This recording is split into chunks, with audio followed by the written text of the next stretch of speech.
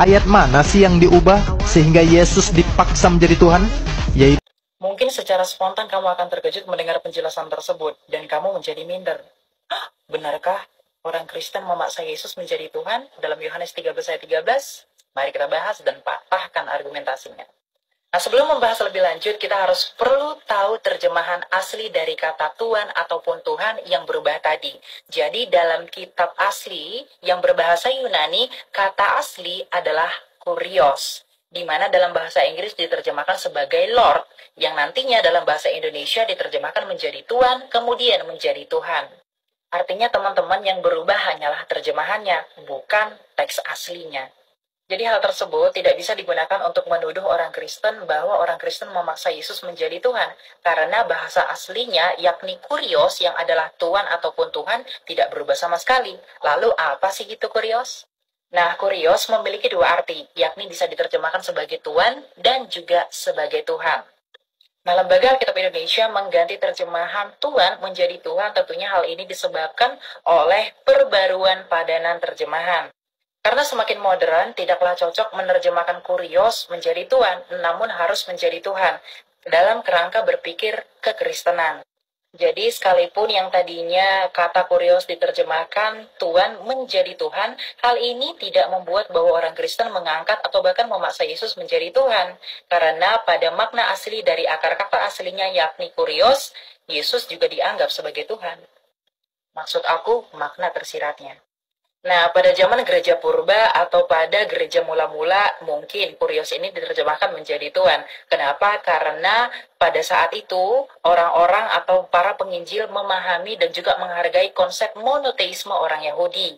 Namun, seiring berkembangnya kekristenan dengan pesat, arti kata kurios yang diterjemahkan dalam bahasa Inggris adalah Lord, tidak bisa lagi diterjemahkan atau dimaknai sebagai Tuhan doang, tapi harus menjadi Tuhan, dalam artian kekristenan secara penuh. Hal ini juga didukung dalam kitab Wahyu 19 ayat 16 yang menyatakan bahwa Yesus merupakan Tuhan dari segala Tuhan, atau dalam bahasa Yunaninya, kurios, kurion. Artinya Yesus tidak hanyalah sekedar Tuhan-Tuhan biasa, tetapi ia adalah Tuhan yang berkuasa di atas segala Tuhan. Jadi perbedaan terjemahan Lembaga Alkitab Indonesia yang tadinya Tuhan menjadi Tuhan tidak bisa dianggap sebagai pemaksaan atau pengangkatan, atau bahkan pelantikan Yesus menjadi Tuhan. Karena tanpa bahasa Indonesia pun, atau dalam bahasa aslinya pun, Yesus dianggap sebagai Tuhan. Kok bisa ada perbedaan-perbedaan terjemahan? Ini untuk penyesuaian pada konteks dan juga zamannya. Karena kitab suci orang Kristen bukanlah kitab suci yang kebal akan kritik sejarah. Jadi banggalah menjadi Kristen. Saya sangat bersyukur saya terlahir sebagai Muslim dan mempunyai kitab Al-Quranul Karim. Karena Al-Quranul Karim itu dijaga oleh Allah Subhanahu wa Ta'ala sampai sekarang. Teks Bible mereka itu sudah hilang, tidak ada. Sedangkan manuskrip Al-Quran kita masih lengkap dari Al-Fatihah sampai An-Nas. Nah, saya mempunyai manuskrip dari data yang dari sejak zaman Utsman bin Affan. Kalau antum mau, silahkan hubungin saya. Saya akan berikan PDF-nya.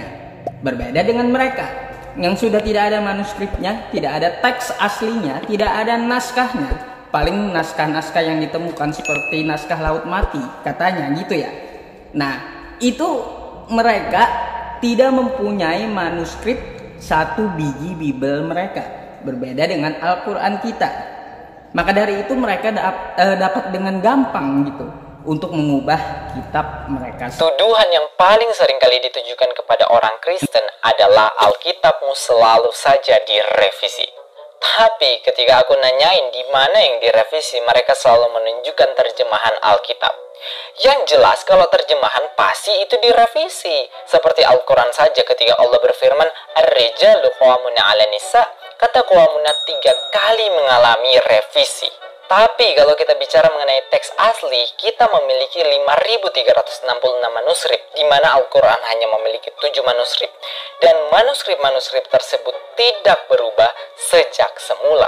Dan bahkan beberapa di antaranya berjarak hanya sekitar belasan tahun dari kematian Yesus Kristus. Jadi, terjemahan bisa saja direvisi, tapi teks asli masih ada dan tetap sampai sekarang.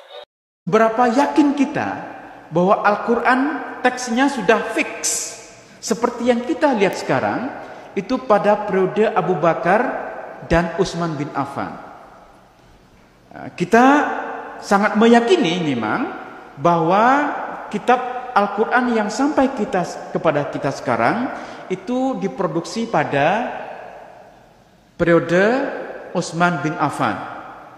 Ya, itu keyakinan kita. Ya, kalau Anda lihat Quran yang ada di depan kita ini, kita yakini ini adalah kitab yang sama yang diproduksi pada periode Utsman bin Affan. Ya. Jangan salah, kitab yang ada, Al-Quran yang ada di depan kita itu diproduksi tahun 1924 di Kairo. Ya, belakangan sekali. Jadi kitab Quran standar yang ada di mana-mana, termasuk yang di depan kita sekarang, itu adalah produk dari komite yang dibuat oleh Menteri Dalam Negeri di Mesir dan terbit pertama kali tahun 1924. Dan kenapa kemudian lahir menjadi kitab standar? Karena waktu itu, seperti halnya sekarang, Mesir itu menjadi kiblat orang-orang yang ingin mencari ilmu dari berbagai negara. Nah, para mahasiswa yang datang ke Mesir itu umumnya membawa Qur'annya sendiri-sendiri. Ada yang membawa dari Yaman, ada yang membawa dari Turki, dari Jakarta, dari Indonesia, dan dalam banyak edisi ada perbedaan-perbedaan. Ya, kan terutama di Yaman, di Maroko, mereka membaca Quran dengan cara berbeda dengan kita. Itu harus kita tahu, ya. Dan kita juga tahu bahwa minimal ada 7 bacaan Quran yang dibenarkan. Jadi ketika Al-Quran versi tertentu dari yang diterbitkan oleh satu negara berbeda, bukan salah, karena mereka menuliskan itu sesuai dengan bacaan yang mereka ikuti. Bacaan yang umumnya diikuti oleh kita di Indonesia itu bacaan asing. Ya. Nah, di negara-negara lain mereka menggunakan bacaan yang berbeda. Nah, ini bagi pemerintah Mesir dikhawatirkan akan membingungkan ketika mahasiswa dari berbagai negara itu membawa Qur'annya dengan versi yang berbeda-beda. Maka kemudian dibentuklah satu komite untuk menyatukan versi Al-Quran. Setelah melalui berbagai perdebatan, karena banyak yang tidak setuju, termasuk juga untuk mencetak Al-Quran, karena khawatir bahannya najis katanya. Apalagi mesinnya dibuat oleh orang kafir. Jadi banyak yang tidak setuju bahwa Al-Quran itu akan dicetak. Tetapi walaupun ada banyak penolakan, komite yang dibentuk oleh Kementerian Dalam Negeri di Mesir berhasil menerbitkan pertama kali tahun 1924. Karena sokongan rial Saudi Arabia yang luar biasa, maka kemudian dengan sponsor uang Saudi, Al-Quran yang diterbitkan tahun 24 itulah yang kemudian disebar ke seluruh dunia, termasuk yang kita miliki di Indonesia sekarang. Jadi Al-Quran standar yang kita miliki itu produk tahun 1924. Ya. Nah, oke, sudah. Tapi kan bukankah di depannya ditulis Rasam Utsmani? Ya. Setiap Quran biasanya dipakai artinya Rasam Utsmani.